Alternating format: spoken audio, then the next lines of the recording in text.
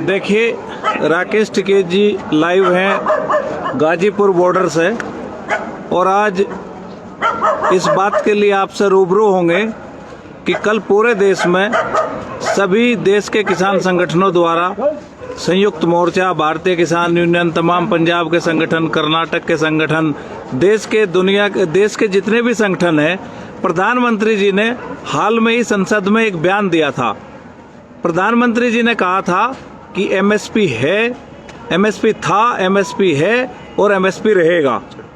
तो इन्हीं प्रधानमंत्री जी के बयान को लेकर गुलबर्गा, कर्नाटका से कल संयुक्त किसान मोर्चा द्वारा एमएसपी दिलाओ अभियान की शुरुआत की जा रही है। दरअसल आपको बता दें कि कर्नाटक में जो मुख्य फसल है रागी, जिसका रेट समर्थन मूल्य है 3295 रुपये और वहाँ पे किसान बेच रहा है 1950 रुपये।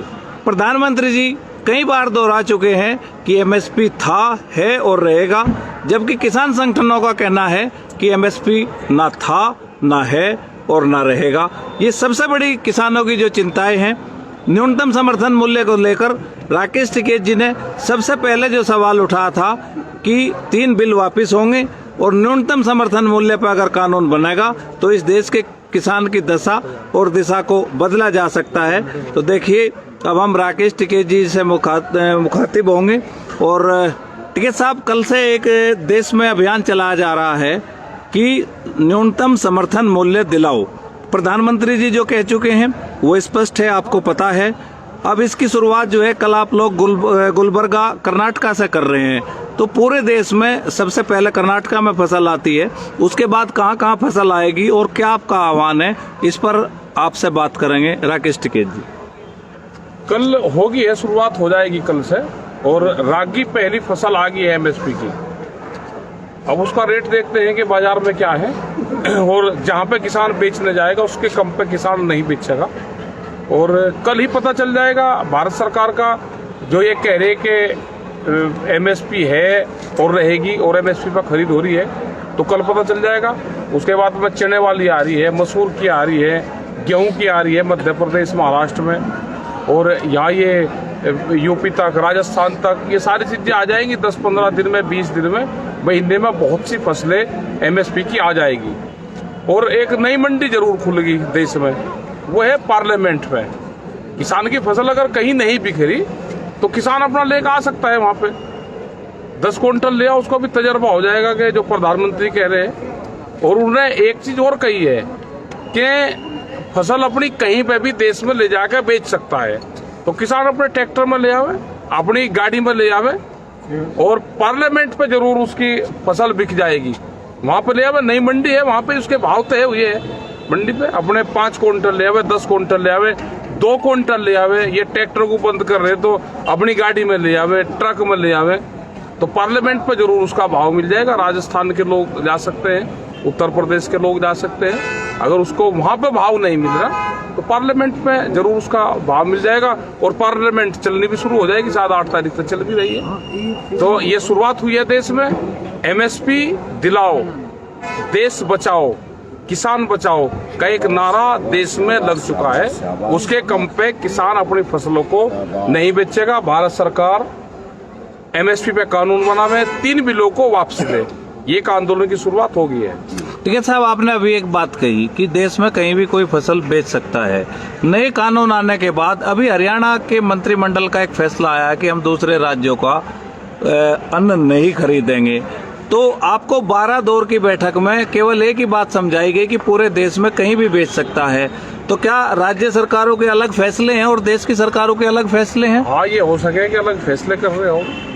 प्रधानमंत्री तो कह रहा है कि कहीं बेच लो, और पहले तो था ये कि किसान अपनी फसल कहीं भी बेच सकता है। ये तो अब इन्होंने बैन लगाया कि फसलों को हम खरीदेंगे नहीं एमएसपी पे।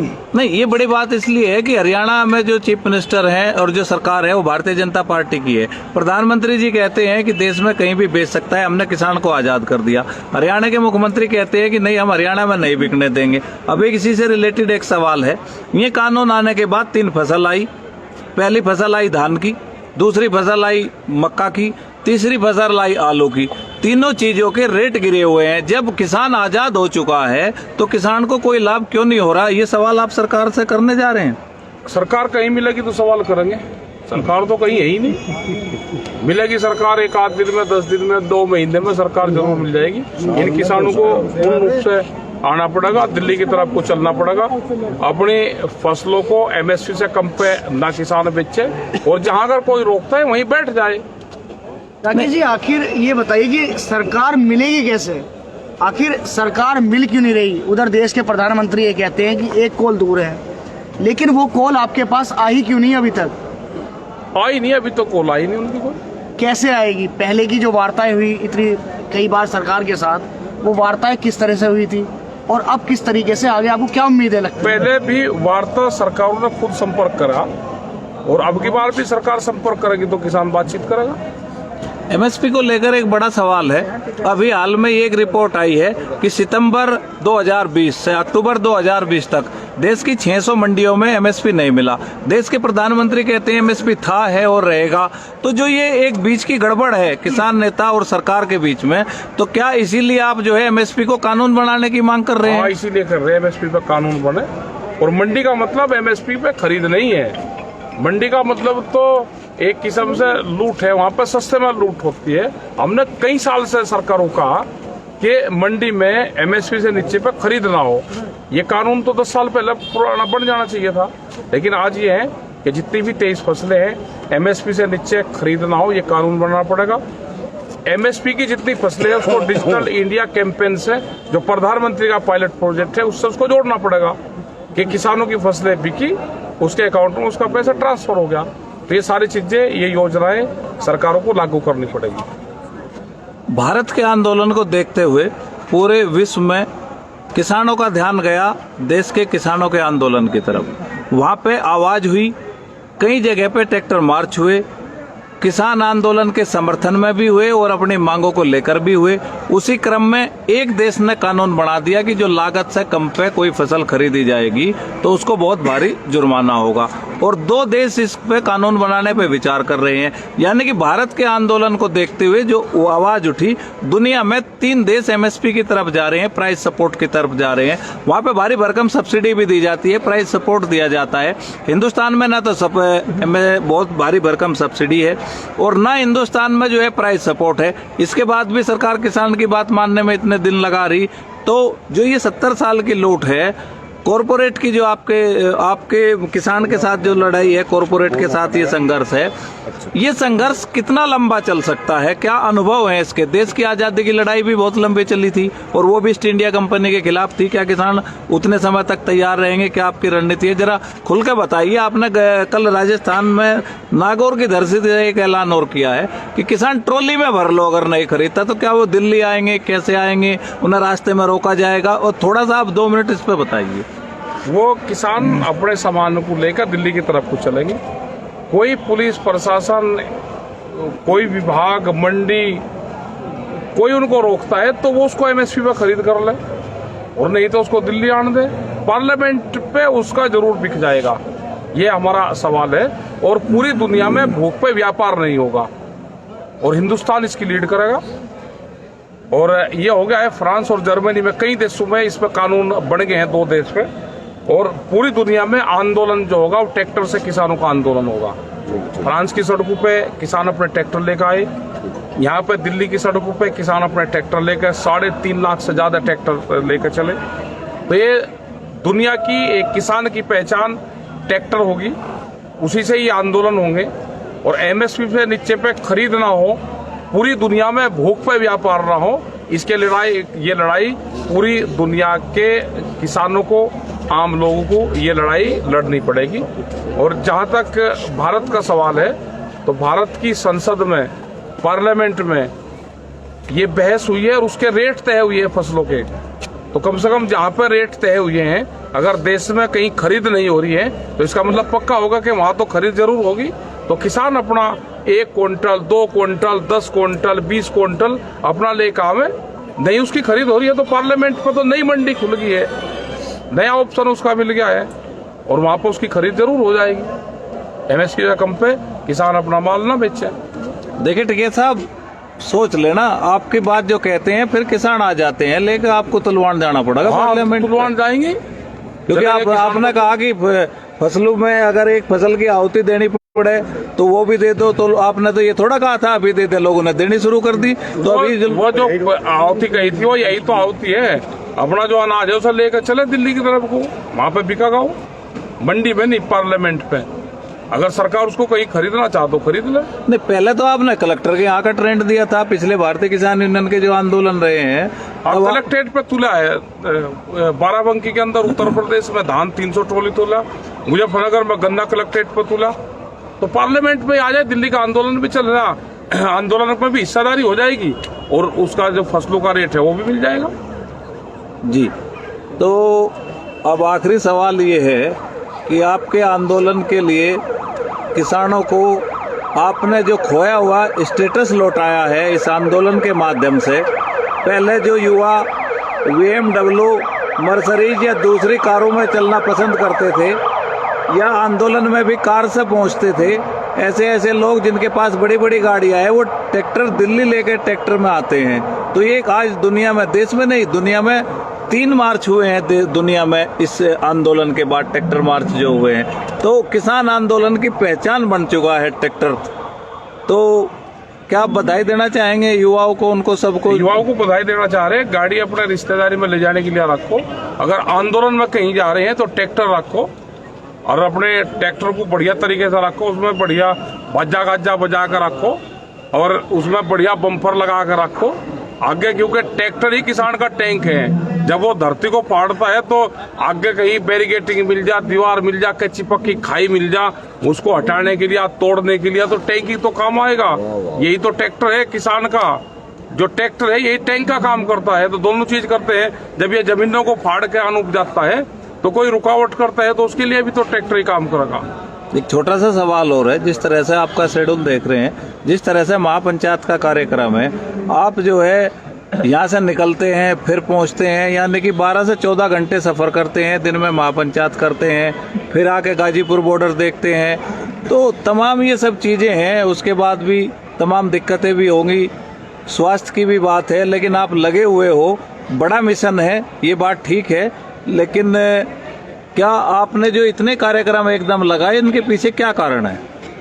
देश में MSP नहीं मिल रही और दिक्कत बहुत है पूरे देश में किसानों को है, मजदूरों को है, उनके भी जो अनाज है वो कैद होने जा रहा है, तो उसको भी आज़ादी दिलवानी है। यहाँ के जो श्रमिक कानून है वे भी बहुत लॉस चेंज कर दिए।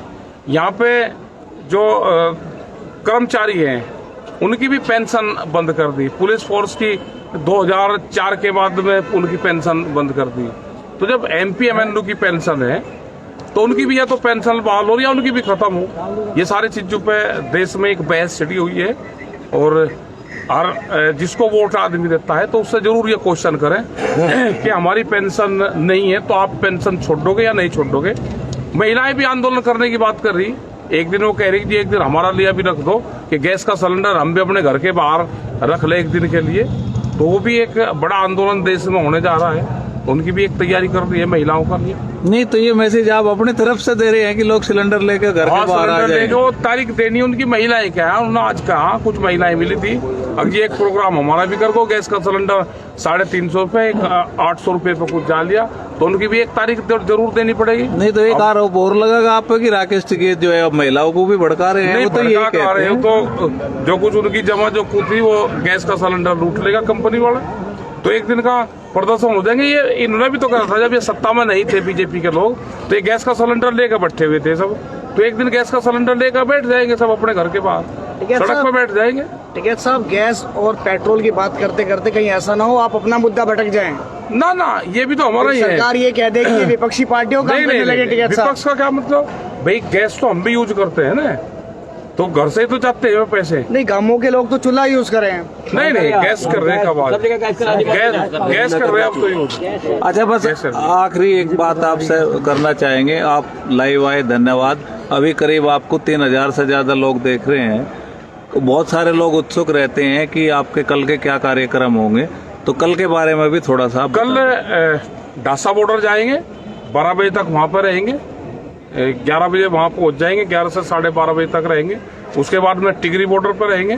टिकरी वहाँ बॉर्डर। पे टिकरी में 2 प्रोग्राम वहाँ पे रहेंगे, 2 वहाँ पे मंच चलते हैं तो उन दोनों में रहेंगे और शाम तक हम वहीं रहेंगे।